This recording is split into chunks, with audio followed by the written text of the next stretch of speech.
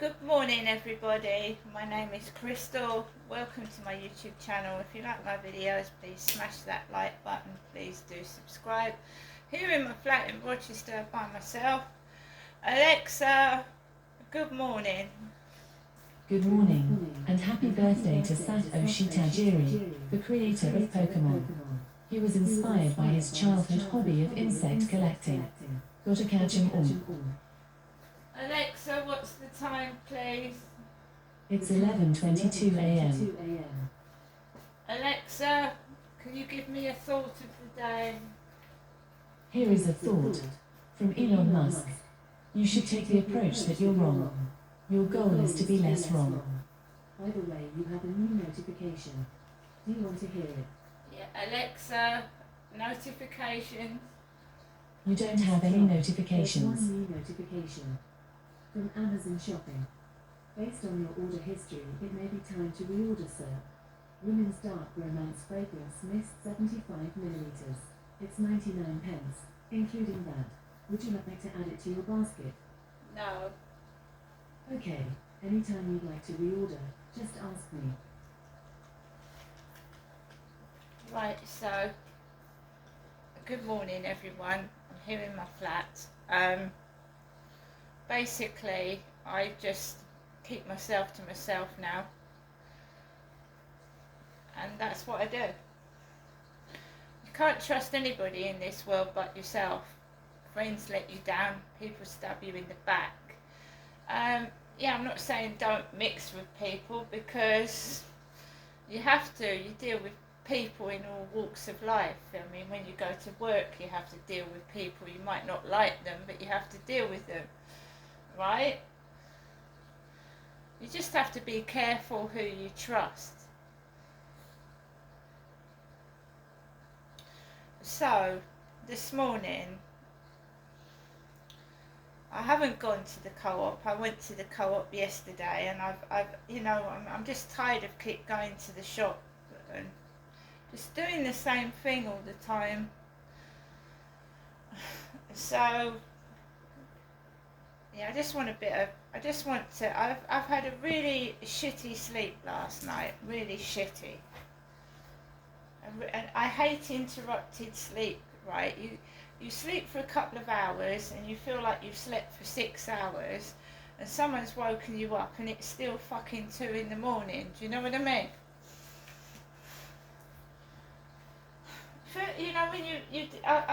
I had a sleep last night, and I thought I was been asleep for 6 hours, and then someone's woken you up with noise and it's still 2 in the morning.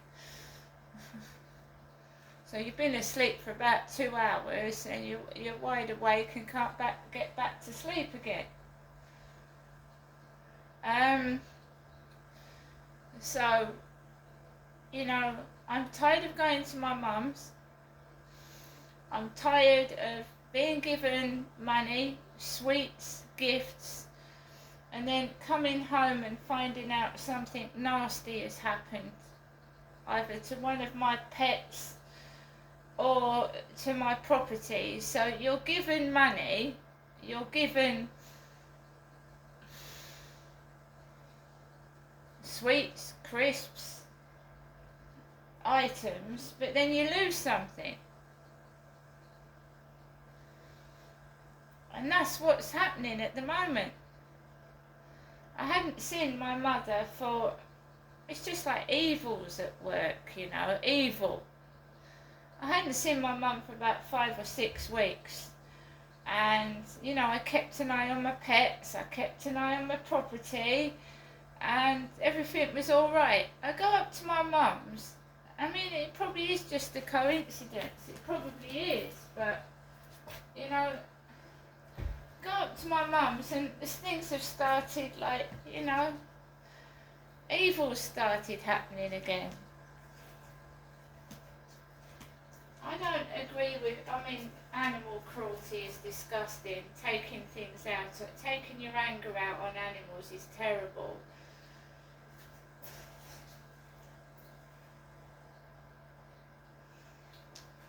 So I've decided not to go up there this week. Not until I can get some cameras set up in my living room. I mean proper surveillance in my living room. And on the front door. So I'm going to look at trying to get, like, you know, you can get these little, like, tiny cameras that you can put in things that people wouldn't know they were put in. And if you believe someone is entering your property without permission, they're going to get caught.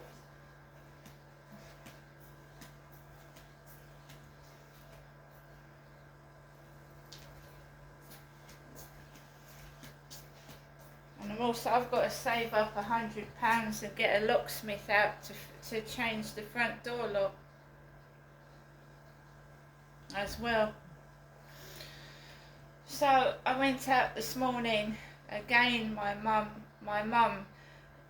mum rings. She rang when I was on my way home, fortunately, because normally when she rings, that's when that woman with that black dog appeared yesterday.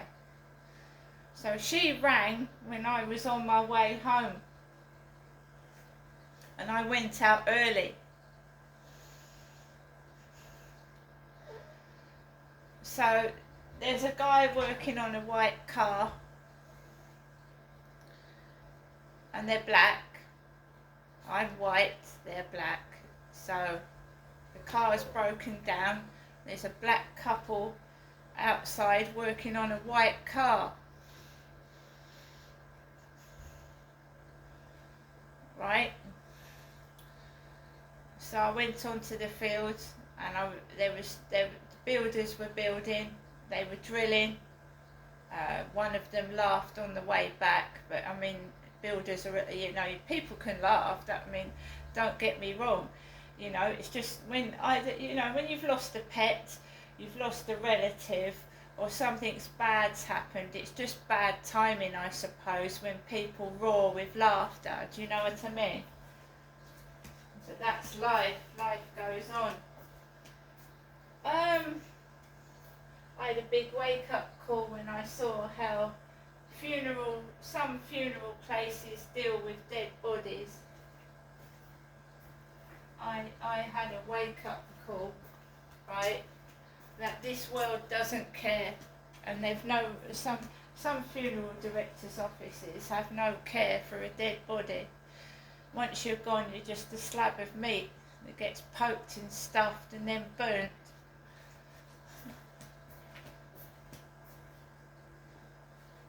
And we all know that everything revolves around money. So if you're poor and you die, you get a cheap funeral. Right? If you're rich, you get a fucking massive funeral and you're buried in a posh casket. If you're poor, you get burnt.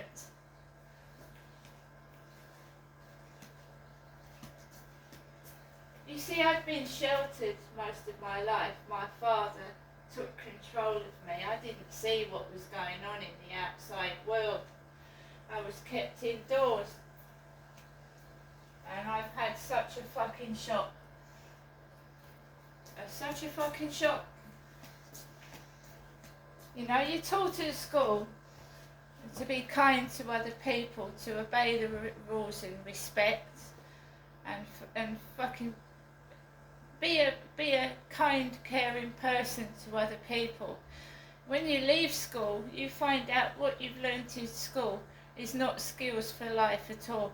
You go out that door and you are ravaged.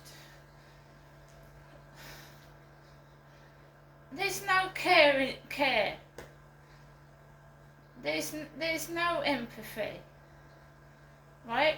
You can teach human beings all the manners in the world, or how to behave, and they still go to primeval things like cavemen. It's not going to help at all, you know.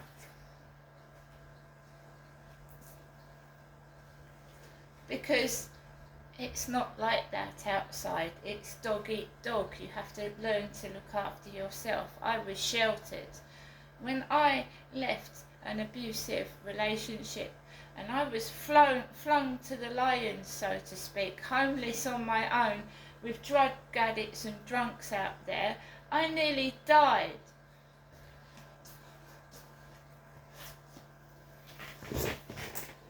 What you need to teach is the real world, not bullshit fake crap. You need to teach people what the world is really like. You know, when I was a kid, nobody talked about death or dying. Nobody did. I mean, they tell kids, oh, so-and-so's gone to heaven. So-and-so, there was no pain when they died. They've gone to heaven. Lying and bullshitting to me hasn't done me any good whatsoever. I'm now an adult that is very angry and upset that I've been hoodwinked, lied to, right? And I'm getting on myself, and I've seen how my father's body was dealt with, right? You might as well, you know what I mean? When you've got family that fucking care about themselves, saving their own skin, not worrying about anybody else but themselves, so-and-so's gone, so-and-so's gone, so-and-so. You learn from your parents, right? And I've got a mum, to be quite honest with you, that only cares about herself. She's a narcissist. When I start talking on the phone about something's happened, she'll start laughing like it means nothing, right? And I grew up with somebody like that, selfish, right? And I'm not selfish. I like to give. I like to be nice. And they destroy that out of you. You have to defend yourself. You have to go outside. And I don't want to be like this, but I have to.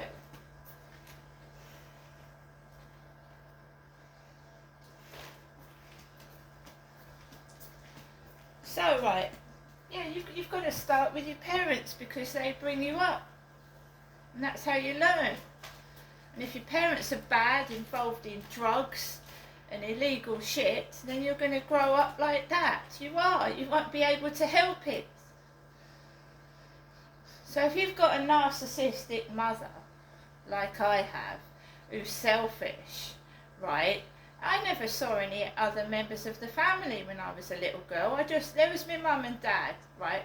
And of course the cycle of abuse, they've got to contain it. They don't want other members of the family to find out you're being abused, so you're contained in this nasty bubble of deceit. So basically I never saw anybody apart from my dad's mum and dad, right? I never saw any of my mum's family because they didn't visit my mother and they wouldn't speak to my mum. They'd have nothing to do with my mother, and I thought that was odd. I thought, why won't they have anything to do with my mum? Her mother won't speak to her.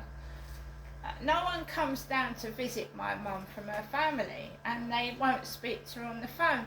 And it's not till I've actually left my mother and father's controlling behaviour towards me that I know why they wouldn't speak to my mum, because she keeps pestering, she keeps ringing the phone.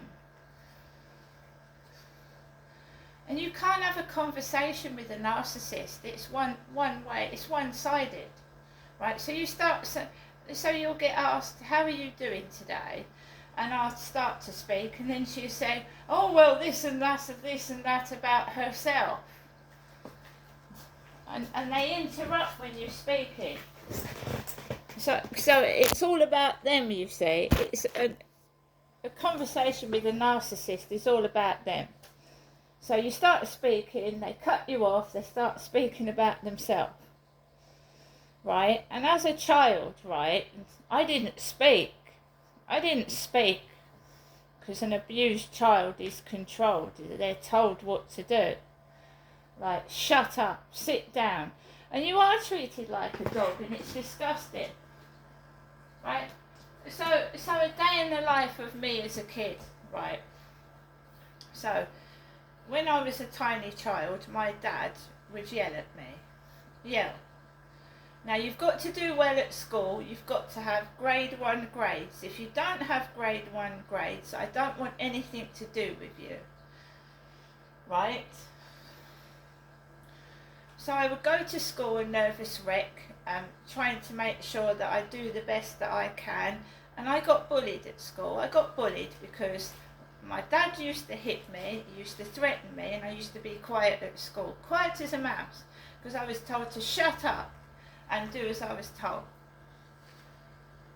So at school I was bullied to fuck. As soon as I went into those school gates, a bit like when I go outside here, girls picking on me because I'm not wearing the up-to-date school uniform. What's she wearing? Following me around the school gates.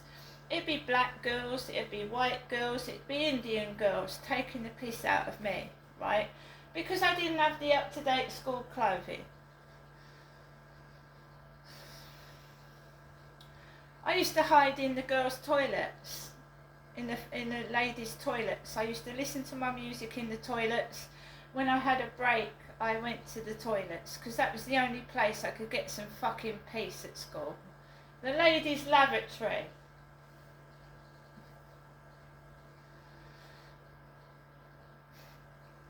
Don't say somebody's a wimp when they're a 12-year-old child at school being bullied by a class of 32 children onto one female child. Don't say somebody's a wimp. No one could possibly fight that amount of people. Verbal abuse, physical abuse. And the teachers are like the police. Oh, don't be stupid, don't be silly. Same fucking thing at school it was. How did I survive? You know, I've got a will to live. I see beauty in ugly things. I feel sorry for people that do things like that. I felt sorry for them. Because I went to a Christian primary school and it taught me to have sympathy for bullies, for people that don't understand what someone's life is like, so they're blind to it. So you give them sympathy. You feel sorry for them. That's how I got through it. It didn't matter what they did to me. I still got up in the morning, I put the radio on, and I did what I wanted to do.